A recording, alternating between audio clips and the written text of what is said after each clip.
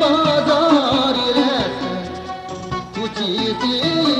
langdeste balhan gelin yayın Oynay altın kalkana yetmezse Vay maskamını kesen kanama Oynay el kana yetmezse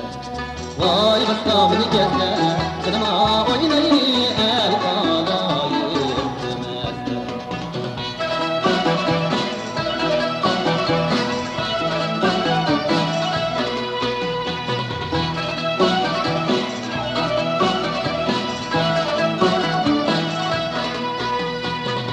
Yarın kıynek giyip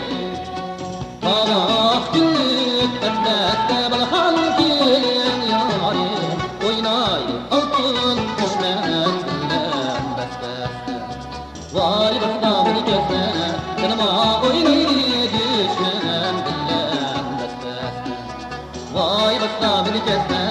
canıma oynay düşmen bilen besteste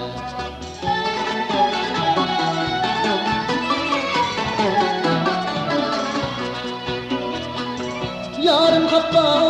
bu kapı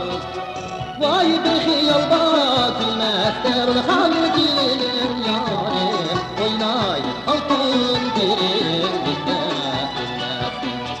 Vay bastamını kesme Canıma oynay derin bitmez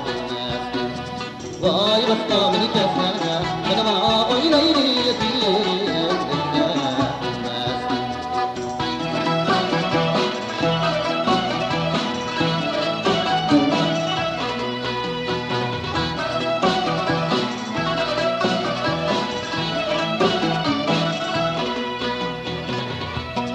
Baba cennet Vay dünyakta yine Balhan güldan bu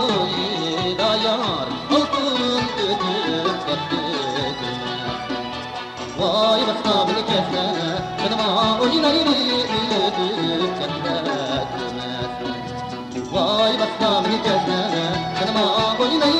el kanayı